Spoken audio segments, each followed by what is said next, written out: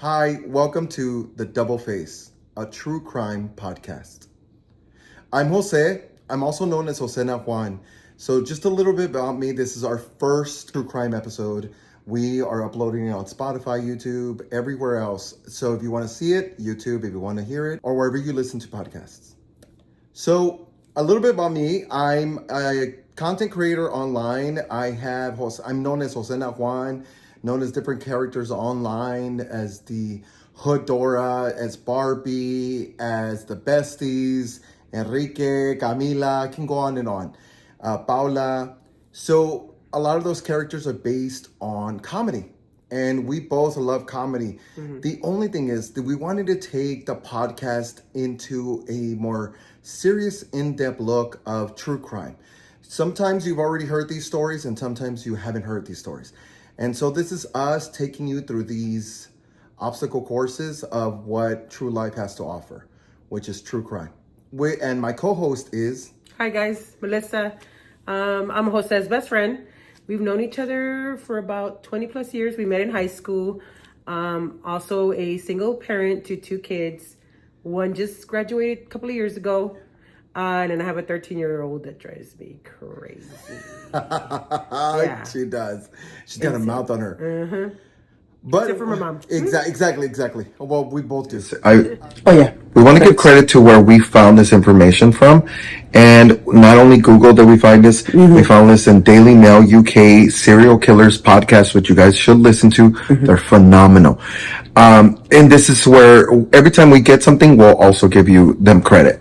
So thank you again. So let's continue. Listener discretion is advised. With that said, here we go. So this story is about Fred and Rosemary West, who are a couple who should never have met in life, I feel. But for some reason, they met, and then everything went downhill after that. It's like the crimes got bigger and sinister. And escalated. So Rosemary West was born November 29th, 1953, and is still alive to this day. In Northam, I don't know if I'm saying that right, Northam in the United Kingdom. So Rosemary West was born November 29th, 1953, and is still alive to this day in Northam in the United Kingdom. Her father was Bill Letts, and her mother was Daisy Letts. So her father, one thing that they didn't tell the family in the beginning was that Bill Letts was a schizophrenic, and the family didn't know about it until his death. And it explains so much of what they went through, and you'll see exactly what I'm referring to. So Bill served in the Navy for about 9 years. Wow. Yeah, 9 years. Because usually when you're not mentally, because they do mental tests for you. I feel like they do it now. They do it. Yeah, I was about to say they do it now for reasons like that. And which is crazy. I'm surprised 9 years is a long time. I completely agree. And I think this is one of those situations that I wish they had a better screening process for him, because I feel like it was a good and bad thing at the same time. And I say this because at the same time Bill was serving, well, his wife Daisy was pregnant with Rose. Oh, go ahead. It was with Rosemary? Okay. Yes. Okay. So we're going to call her Rose at the same time, because I'm not used to calling her Rosemary. Yeah. But to Rose Letts. Now, the only thing is Rose was still in the womb. So the doctor told Daisy, which is the mother, hey, it looks like you're diagnosed with depression. Okay. Out that Daisy is in need of him. And so he tells his whomever in the Navy what's going on. And so they honorably discharge him. Okay. So he can go take care of the family.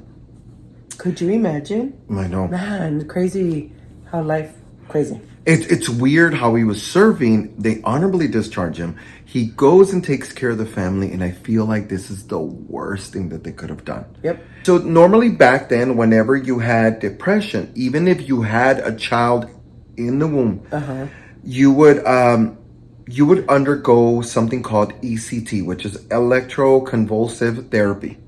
It's a procedure that's done under general anesthesia, in which like a small electrical current is passed through the brain It triggers a brief seizure, which can cause changes in the brain chemistry. This was done usually in some psych wards.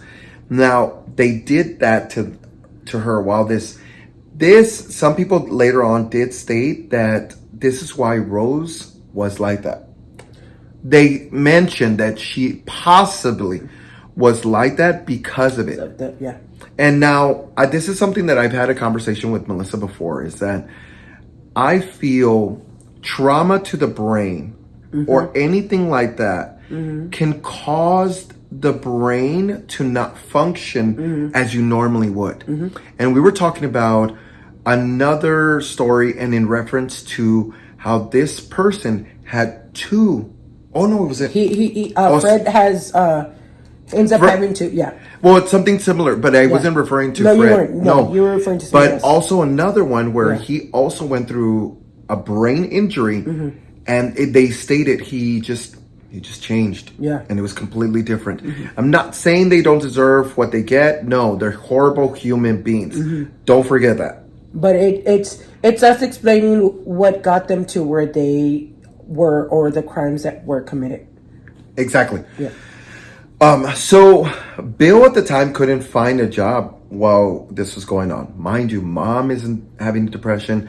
He can't find a job and is taking it out emotionally and physically on all the kids and the wife. So mind you, the kids later on said it was a house of terror almost. I mean, it was abuse after abuse after abuse. Now, the only person who wasn't getting this abuse was Rosemary. Okay. She was considered like the doting daughter. Which, man, they're so parallel. Right? Uh-huh. Like very similar. And what a lot of people didn't know is that because she was considered like a good child, right? Never cried. Okay. She was good as gold when it came to those things. But what they also weren't saying is that Bill Letts is raping his daughter, Rose, the entire time. Do you know that he even rapes her all the way until even when she gets married, he still rapes her. No, I didn't know that. He rapes her continuously. I mean, he's going through it. Can you imagine what that's doing to a child's brain? Mind you, what is it, 25 years till the frontal cortex of the brain doesn't develop well. It's not fully developed until the age of 25. So he is constantly doting her, but it's because he's also physically abusing her. Yeah. And emotionally, I'm sure. Fast forward to one day, the family ended up just moving. It really didn't sure why they moved. I'm assuming because of a job. Yeah. But one day they did move. And they went from Glove to Denbin. One day they moved from Denbin to Bishop's Cleave. I hope I'm saying that right. I know some of these words, right? sorry, guys. I know. Forgive us British, in the UK. I hope I said this correct. Yeah. We looked it up. I tried my best, but Bishop's Cleave. This is the first time she encounters Fred.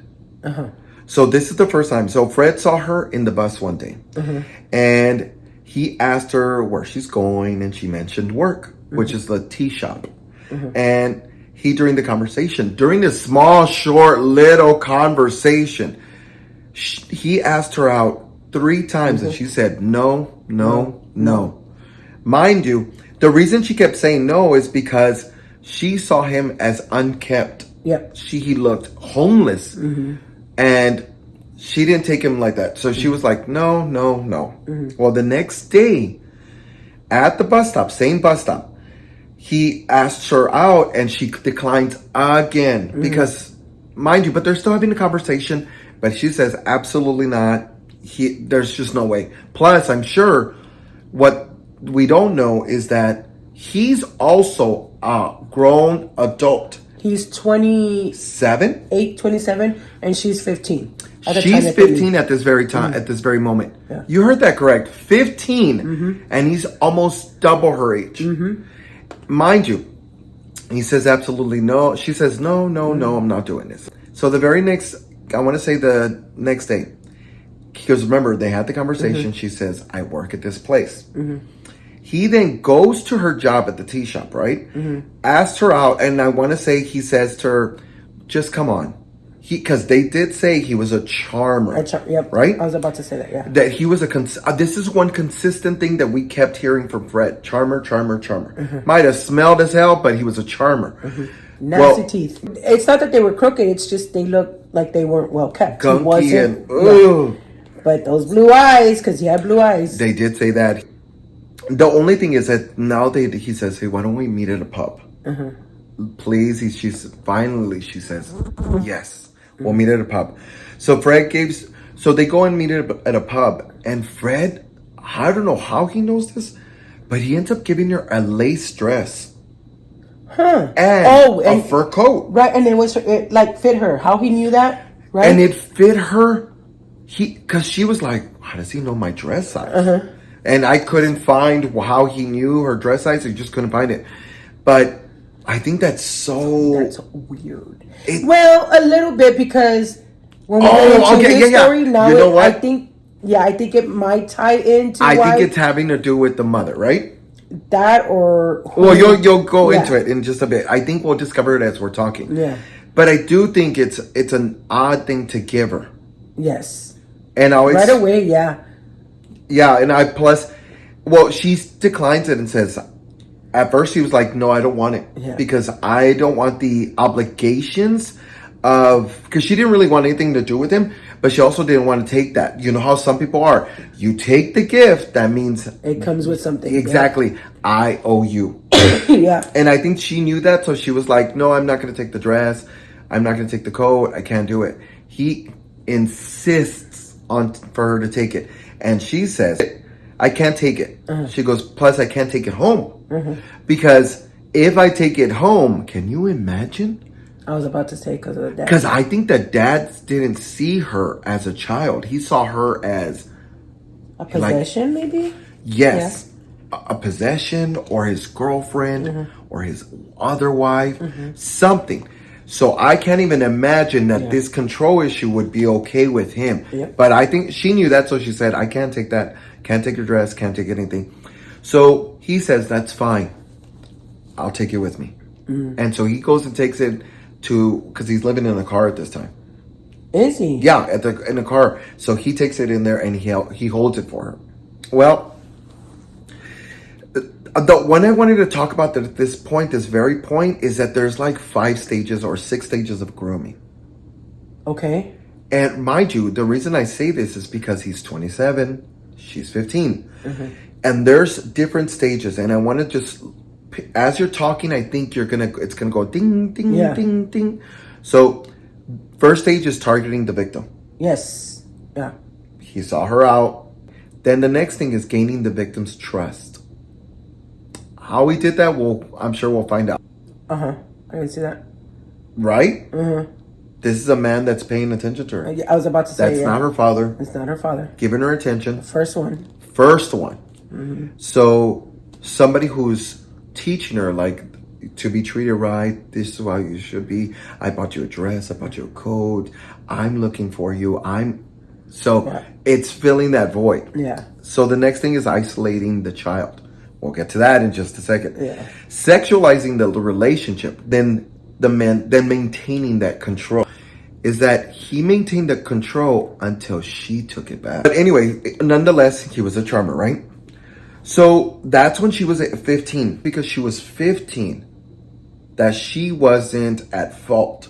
Because she was at fault. Yeah, you'll see later on. Yes, because for most of the time, we think, wow, she's had a really tough life. Because when you and I, because there's, we saw it and then went back and reheard it. I remember asking you, I was like, man, but did she feel like she had to? Because there's a certain photo that we see and you just see, usually you'll see the darkness in their eyes, and she just looked completely sad. Like you see all the sadness in her eyes, and that's when I asked Jose, like, do you think maybe she felt like she had to do it? But then as we hear it like answered my question like 10 seconds later. And they're like, nope, she knew exactly what she was doing. So that's the thing that I want you to take from this is that, yes, she had a tough life, but many people have been in her situation and haven't came out and done what she did. Don't get this wrong. She murdered 10 people, including her children. So please don't think that she's innocent in any of this. And we'll find out that how and when she twists or turns. But honestly, I feel like she was like that. Did she have a bad life? Absolutely. Yeah. Did she could have chosen a better life? Absolutely. Had she not met him, I think that she would have turned out the same way? I think so. Only because her nature later, in the way it was sexualized, the way she behaved, the way she treated other women, the jealousy, all that. Jealousy. Yes. So with Fred, he was born in September 29th, 1941. I'm probably going to butcher this, but it's a Workington Cottage in Hereford, Shire, England. I butchered it. I know I did. Horrible. Because I just scribbled it real quick. So he had 6 siblings. And they were almost born back to back. And his he had a brother named John, 1942, a brother named David, 1943, Daisy, 1944, Douglas, 1946, Kathleen, 1948, and Gwen, 1951. Oh, that's a lot. That's a lot. So right before Fred was born, they had already gotten pregnant prior to and lost the baby. Oh, her name was Violet. So again, he had a mother named Daisy. It was Daisy Hill, and his father was Walter Stephen West. Which is so interesting, right? Yep. There's that one parallel. I know it has nothing to do with, but what a coincidence, yes, right? Yes, what a coincidence. So in this, his brother bullied him kind of early on, his older brother, John. So he was receiving, being bullied from his brother at home and then being bullied at school. His father was also abusing his daughters. Walter was also abusing his daughters. Yep. So then there's that second parallel where it doesn't say that he... Because they have similar backgrounds. Yeah, it doesn't say that he's either walked in or was seeing this, but I'm pretty sure something had to have... Because... You know what's funny? I'm sorry to interrupt. You know what's funny is I feel like how interesting that when people of similar backgrounds connect like that. Yes. Because you normally seek out the same person with similar backgrounds. I've seen that with my friendships. I've seen that with us and certain things. Because we've talked about it, like the way our moms raised us and so forth. Yeah. But it's so funny how we connect in life. But go ahead, I'm so sorry. No, it's all good. He drops out of school because he was being bullied so much. He ends up dropping out in 1956, and he just ends up helping out in the family farm that they have. So he stays working there. At the age of 15 is where he starts encountering sex, and he would have it with whomever, whenever, anybody that kind of, I think at that time was like, okay, you know what, I want to have sex with you, let's go. So it wasn't like he was raping at that time, but he started encountering at the age of 15. But that was mostly just all women, right? All women. Okay. Yeah, all women. At the age of 17, he ended up having a motorcycle. Not even soon after, in November of 1958, he ended up getting into a car accident. Well, not a car accident, motorcycle accident. Yeah, he collided with another vehicle, and in that one, the person that he collided with was with Pam Mann. Now, I do want to mention that something that her mom did, because we kind of did the similar backgrounds. Now, I do want to mention his mom's name was... Daisy. Now, Daisy and his mother did have a pact, and it said, right before he bought that motorcycle, she stated, look, I'm willing to agree with this, but if you get in any accident, you have to get rid of this motorcycle. And he says, fine, Mom, fine. Mind you, he's young. He's 17 at the time. He's just trying to impress, trying to look like the big guy. So she says, fine, that's it. So then that's when, sorry, go ahead. So that's when he receives his first head trauma. He ends up smashing into a brick wall. So he gets thrown into the brick wall. The reason he got into that is because it was late at night. The light on their motorcycle wasn't flashing, and it was a dark street. And the reason who he hit was a girl on her bicycle. And Oh, that's right. I thought it was a vehicle. Yes. You're no, right. it wasn't a vehicle. It Yeah. was, so he hits her, she flies, he goes that way, hits the brick wall, and what they did realize is that the little girl survives. She's fine, actually. Yeah. She just has a little bit, a few scratches, but they call the ambulance and they take him. And as I think he was out for like a good, Yeah, he was in a coma for about a coma, and he fractured his skull. yes, but he was in a coma for 7 days, 10 days. His first one, he was out unconscious for 10 days. Okay. And he was gone. I mean, his mom was there just taking care of him, because he was also considered the favorite child. Yes. And so she was there continuously taking care of him. And I remember when they were having this conversation today, she says, the mother's like, I'm not going anywhere. This is my baby. I wanted to come back. He does wake up. And the 10 days later, he's like, what happened? This is what happened. But he does have trauma afterward because he hit his head. And yeah, I don't think he was wearing protection like that. No, he wasn't. And he also, this is where he developed the limp. That's right. Yeah. That's right. Because of this is I guess where the brain trauma, that's where they said it sustained like either non or violent behavior. So it could be, it could not be. So that's the beginning of what they're saying where the violence came from. But they said because of this head trauma, they did state he would have some type of reaction, but within a year it would go away because it normally heals. So it almost like he heard that and ran with it later on when he needed it, because he was also a pathological liar. Yeah. He ends up so then in the summer of 1960, he meets his first wife. His first wife is Rena, and she ends up being a sex worker, is what they call themselves at the time. She leaves at 16 years old with him. Episode that I listened to, they kind of didn't go into detail, and I didn't do any more research than like what Jose did. Is it where he the dance? It says that he sustains another. I wrote down that he sustains another brain injury, but this is because he tries to that's where he tries to like talk to this girl, and she kind of like knocks him out. And so now the second injury that you're referring to, he did have one. So this was back. It was after the fall of 1960. He grabs a girl. They're at the Ledbury Youth Club. Mind you, this Ledbury Youth Club, they had gone before this. And this is where he showed his aggressive behavior. Now, I feel like it explains who he is, the coward that he is.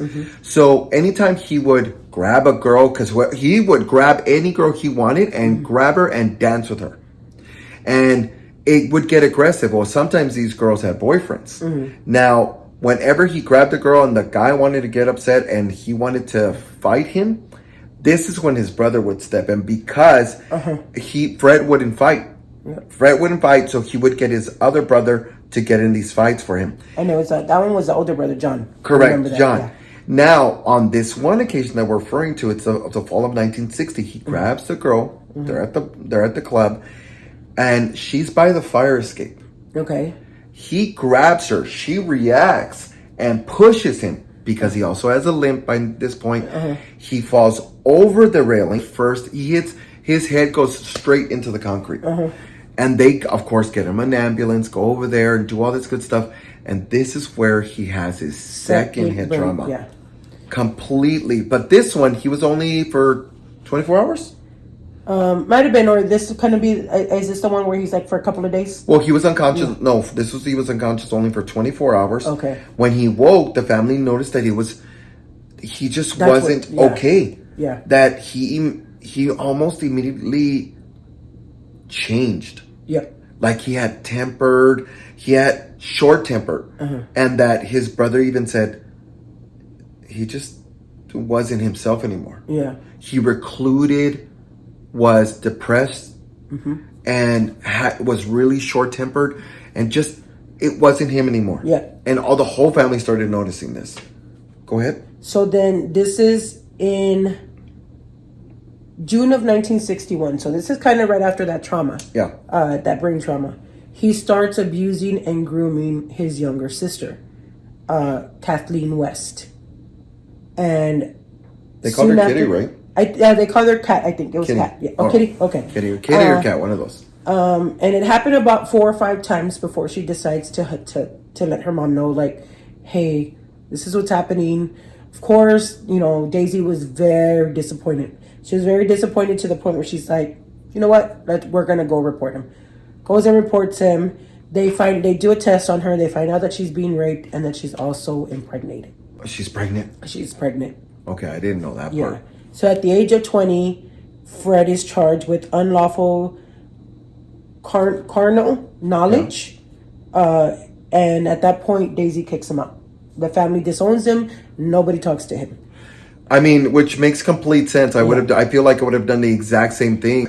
He's already has all this trauma. He's short-tempered. He's completely different. Now he's getting this. Now I want to mention this about what his father, because he does mention this, Fred, as he gets later after, of course, he gets caught and all that good stuff. He mentions that his father groomed him almost to behave this way. Not in that sexual way, but he taught him that this is the father's motto. Do what you want, just don't get caught. Yeah. And to me, that explains a lot as to his behavior and as like the way he started, right? Because Yeah. it's going to escalate. Yes. The way he started at the dances. Aggressive. Do what you want. Any girl, just fuck and leave him. Yep. And to me, this is the disgusting part, is he starts getting worse and worse. And I think the head trauma, just intensified it. Yep. Yep. And so he ends up going to court for this charge in November. It seems like everything's happening in November. November 9th, 1961. He goes to court for the rape charges, and he tries to use epilepsy episodes as, okay, this is why I didn't know, or this is why it happened. See how he uses his trauma to excuse his behavior. Yep. But he was acquitted because the sister did not want to testify against him. So could you imagine, had she testified, where it would have led him not to be? Well, I think it would have saved a lot of lives. It would have. But also, at the same time, Fred didn't see this. His actions were out of the ordinary. Yeah. He thought, I don't understand why they're getting upset. It's not my fault. Yeah. He had it's almost like he took no responsibility for any of his behaviors. And you'll see later that he does take responsibility, but it feels almost like an F you to everyone. Yeah. So then that happens, right? And I don't have the dates of when, if he goes back to, or if he stays in the hometown. But at the age of 21, remember, he was with Rena, and they kind of separated. I'm sorry, I kind of went off track with that one because I went back to his head trauma. I know, I'm so sorry. That was my fault. Yeah. So Rena and him had separated early on. Like, they met. She was 16, and she kind of started seeing kind of that real abusive behavior. So she's like, I'm not doing this. I'm leaving. Leaves. They reunite again because I guess she feels like, oh, I can't afford to be by myself. Like, she ends up being pregnant when she comes back, when they reunite. Not by him, by somebody else. So they reunite. He's 21. She's 18 at the time. But also because she feels like if I get with him or I marry him, then I won't be targeted by pimps or anyone. Yeah. So she's almost doing this for her own safety as well, meaning getting a husband. Because back there, everything was husband, wife, and I feel like that's her way of protecting herself as well. So they get married in 1962, and they move to Scotland. And that's where he becomes even more abusive. In 1963, she gives birth to her daughter, which is Charmaine Marie. Yeah, in 1963, and then Rena goes back to doing sex work because she has to provide for her daughter. But he does mention, Fred says, I love Rena, but Rena needs her own space. And so during this time, he worked and I guess cared for the kids however he cared for them, which I feel like was the most dangerous thing to do, right? Even though Rena loved her kids. Yeah. So that's child number 1. Correct. Right? So she gets pregnant again, and this time this is Fred West and Rena Marie's child. So they have a child in July of 1964 named Annie Marie. So they, live life. And then they end up moving again to a house in Guinea Park. I'm hoping I'm saying that right. Am I saying that right? See, I don't... Oh, Right? Guinea Park. Probably Guinea Park. Where they start, he ends up having like a big kind of backyard, and they're like a lot of the times, a lot of the neighbors a lot of people would use it to plant vegetables and all that, kind of grow your own stuff, because obviously it's back in the 1960s, and this is where the rapes start occurring. So this is where we want to say, like, trigger warnings, please. This is where it starts. This is where it starts. A little harsh. This is where he ends up having a shed instead of using the backyard for planting vegetables. And neighbors started like, you have a big backyard. Why don't you use it for that? But you have a shed? It doesn't make any sense. You're not keeping up with your yard. So, of course, it kind of stayed like that. It was just like, whatever. Well, he did say that he's using it for a lettuce. Like he was, okay, it didn't say that. So he was using it for like greenery, like green stuff, like lettuce, and I am using it. I'm just using it for whatever. But what they didn't know was that's where he was committing the murders and raping and then committing the murders. Correct. So in that location alone, 4 women were buried. But this is it where he's on his own. He's not doing this with He has anyone. not yet met Rosemary. This is right now he's married to Rena. But you'll see why we're mentioning this part, because it'll play in later on. It'll tie in together. Yeah. Then in between that time, 2 women get pregnant. It doesn't give me their names in this and where I heard it. He ends up having another child. So remember, it's Charmaine, his stepdaughter. Then it's Annie with Rena, his second child. And then he ends up getting 2 more women pregnant, and it's Stephen with another woman. And this one, all they had was Garth, and they didn't mention anything else. They didn't say with what woman, they didn't say when he was born. So he ends up having 4 kids in total, or 3 kids in total, before he meets Rosemary.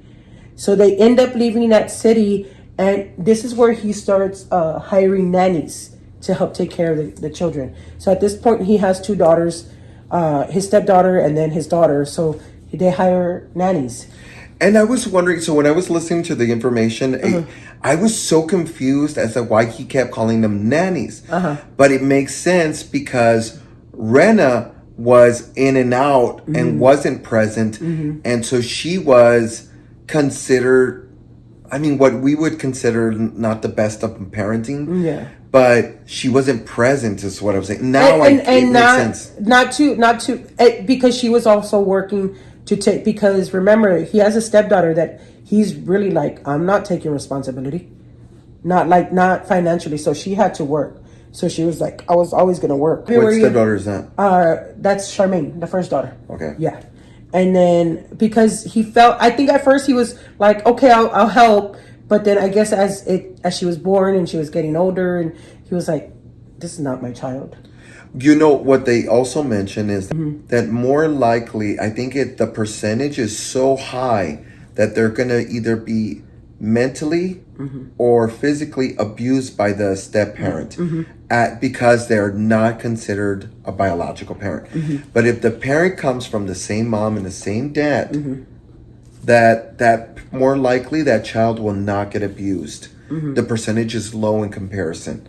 But it's so weird. But go ahead. I'm so sorry. Keep No, it no, talking. it's okay. But with this, I don't have the ladies' first names. I'm not sure. Maybe you might.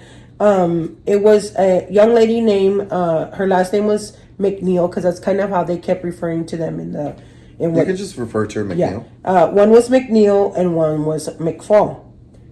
McNeil, and both of them started kind of seeing the abuse, and it doesn't say that they were being raped. I think I think that was part of them. But these are the nannies, correct? These are the nannies. So he was sleeping with the nannies. Of course. But at some point, McNeil decides to, like, you know what? I don't want to be part of this anymore. I'm leaving. She tried to take McFall with her, but this is where McFall starts falling for Fred. Okay. So McFall falls for Fred. Yeah. Yeah. And McNeil ends up leaving. She's like, you know what? Then I'm gone. I've tried to help you. You want to stay? Then stay. And the only reason they got to that point is because McNeil and McFall were having a conversation that they were wanting to get out of it. Normally, you have to get to a point when you're in a relationship that's abusive. You have to get to the exhausted point to get out, right? Yeah. Well, McNeil told McFall, let's leave. Yeah. Let's plan it. Let's get out of here. And so, but at the same time, McFall was falling for Fred at this Yes. point. Yeah. So she hinted. Oh, that's right. Yes. She hinted to Fred, hey, this is what's happening. This is what might happen on this day. So, of course, he lashed out at McFall. At McNeil. Because, McNeil, I'm sorry. She was McNeil. the mastermind, so to speak. Correct. Yeah. And lashed out and got angry and so forth. And do you have information as to, did she get out? McNeil ends up getting out. Okay. I guess because McFall ends up staying. Is Yeah. why he's like, okay. Because I'll bye. take one. Yeah. Correct. I'll take one. If you want to leave, then leave. So in that time, McFall becomes pregnant. So kid number 4? Kid number 4. Okay. And it becomes a problem for Fred. Because he's like, no. I don't need another child. I'm good with what we have. Because right now, he only has Charmaine living in the house and Annie living in the house. The other two are with the mothers. He goes, no, it's an issue. And no, he tried to get her to get rid of the child. She was like, no, I want to keep it. But the last time she's ever seen alive is in 1967. This is the heartbreaking part, is that because she's pregnant at this time, correct? She's pregnant at this So time. it's not considered anymore that she's murdered. You murdered 2. But at that time, a fetus wasn't considered. But now it is. Now it is. Yeah. Now it is. So could you imagine if he would have been charged for that or not? In 1969, this is where he meets Rosemary. So he's still married to Rena, his first wife. They have 2 children living in the home. They have no nannies because remember, McFall was one of the nannies. Hasn't been seen since 1967. Okay. So now they need a nanny. Oh, I see. So Because Rena at this time is in and out still, yes, right? she's still in and out. Yes. Okay. So I think So he's trying to maybe replace. I think that's what he's doing. He's trying to replace or get his next victim. Seeks out Rosemary. Okay, this makes sense. Interesting, right? Remember how I said that the first thing to grooming is he seeks out the victim? But because at that time he's needing to replace that void of not having. That's where we leave part 1 of Rosemary and Fred West. So to find out the rest of it, we'll put out the next one next week. But there's a lot more to come. There's just too much information. We just want to say thank you for listening. We love you. Dame un besito because we got to go. Bye, guys. Bye.